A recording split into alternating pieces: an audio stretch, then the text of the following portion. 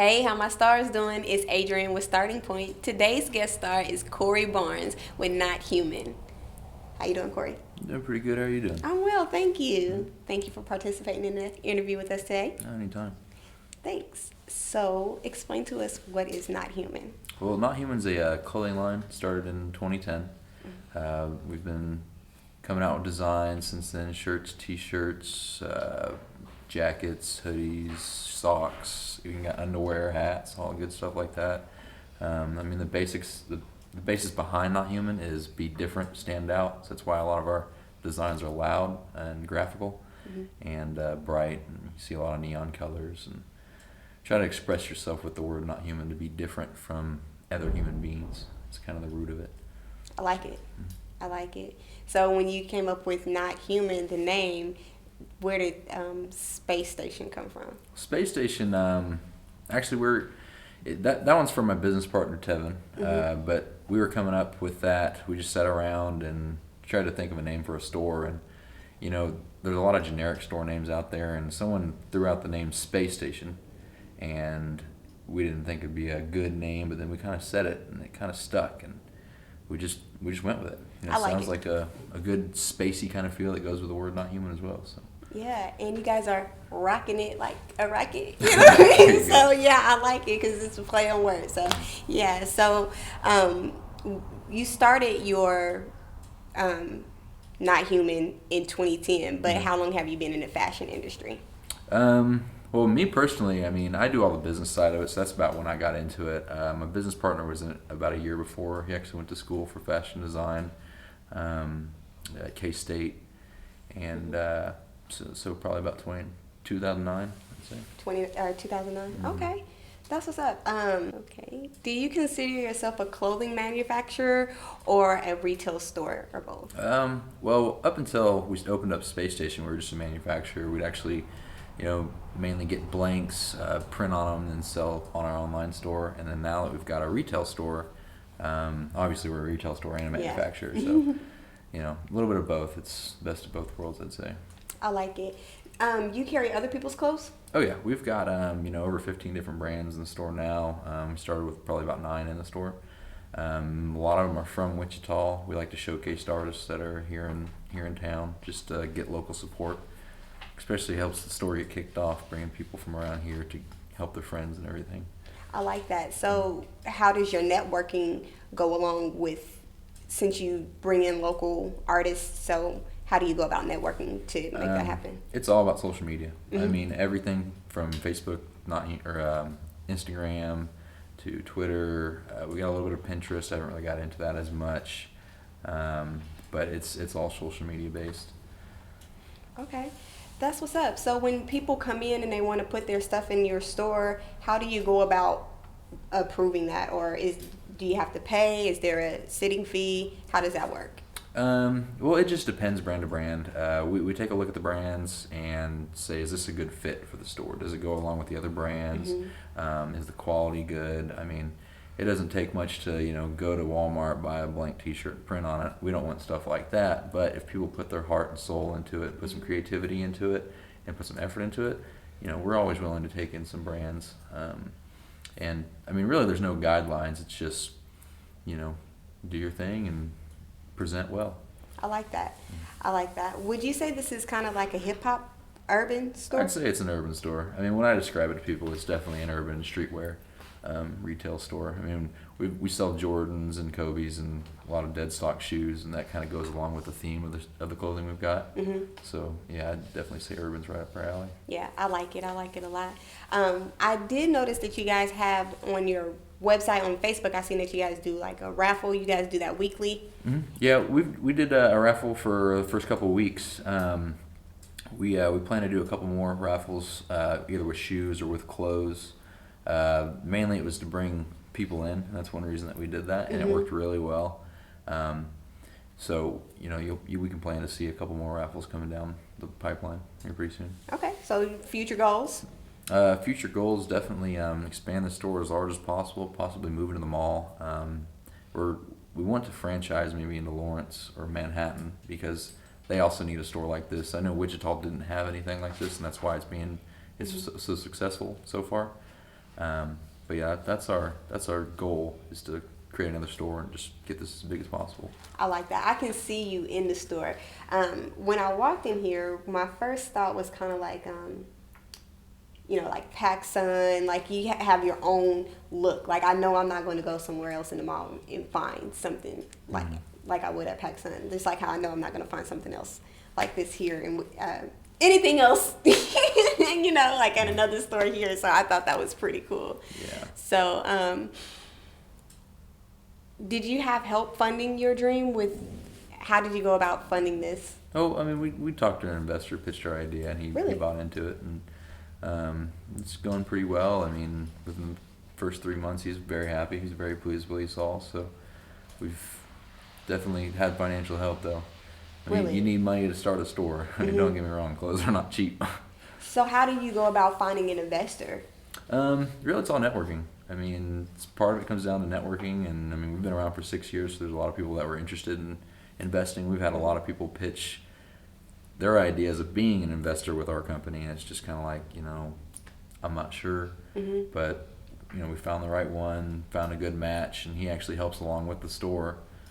So it's turned out to be a pretty good relationship. So what's the scariest part of all of this? Like, starting from where you were 6 years ago to where you are now to eventually being in the mall, like you're like doing big things. Like, so what drives you as far as all of this, like fear or success? Well, I wouldn't say fear. I mean, fear definitely drives people. A lot of people would say they're scared of failure. I mean, you can't be scared of failure, because if you're scared of failure, you'll never try. So I'd say my biggest fear is maybe not getting big enough, not meeting our goals, not franchising out, which isn't necessarily failure. It's just becoming comfortable. I don't want to become comfortable. I want to continue to grow and continue to be successful and not get too comfortable to the point I don't want to advance anymore. Right.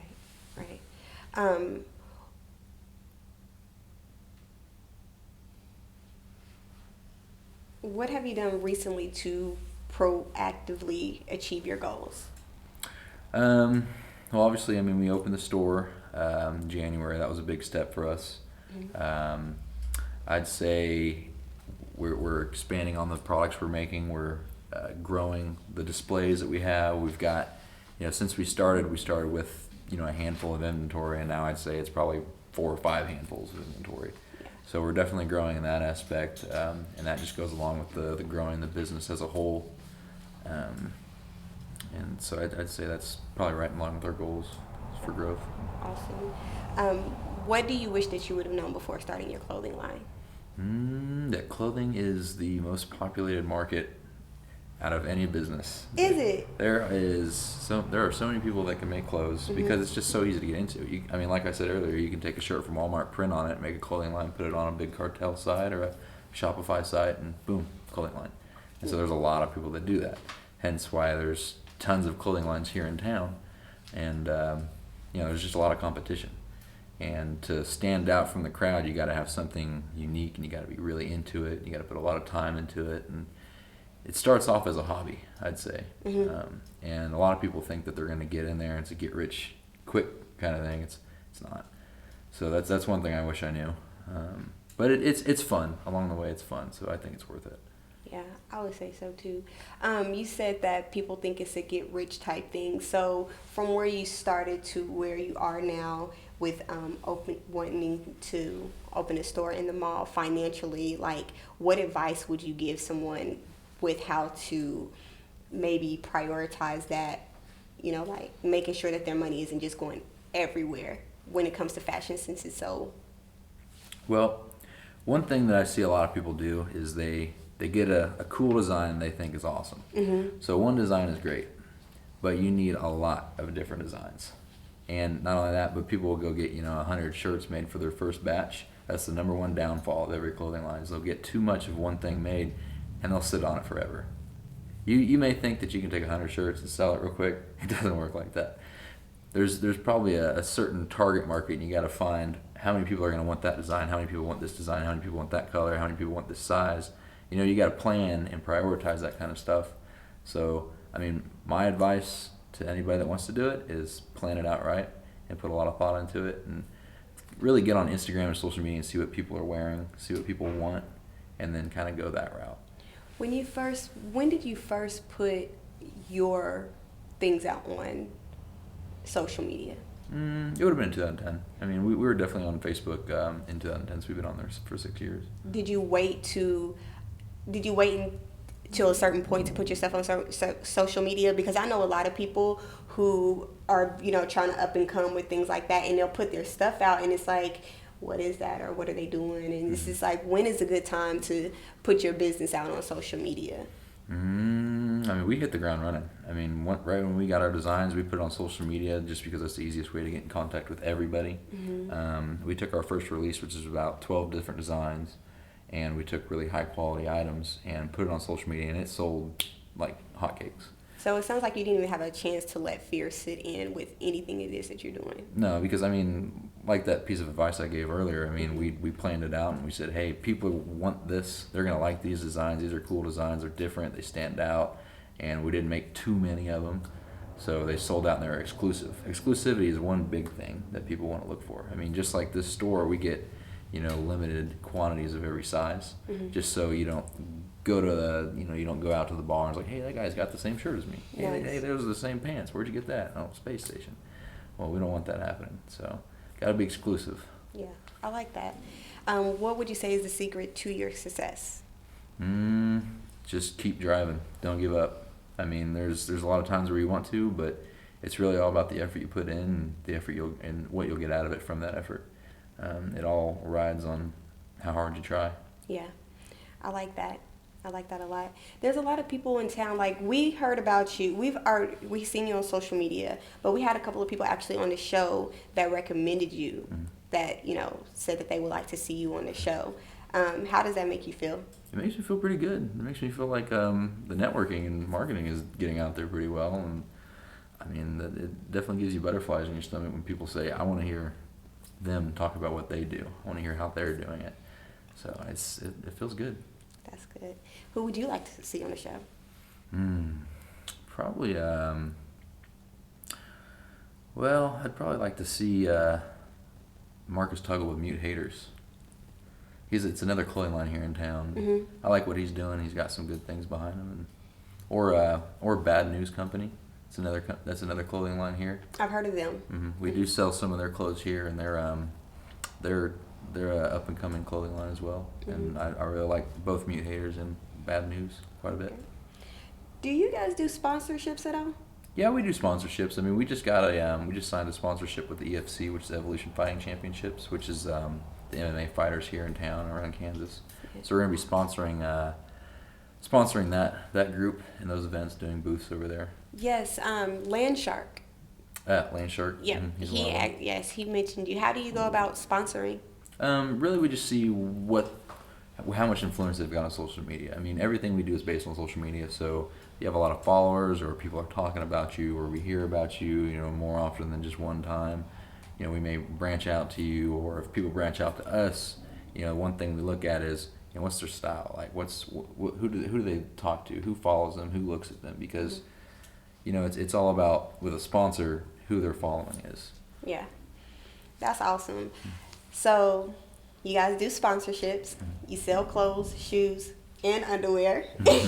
So you're doing a little bit of everything, and eventually you will be in the store. I definitely see you guys being in the mall and doing your thing. So I just want to say thank you for being on the show. Thank you everyone for tuning into Starting Point. We hope to see you next time on Starting Point.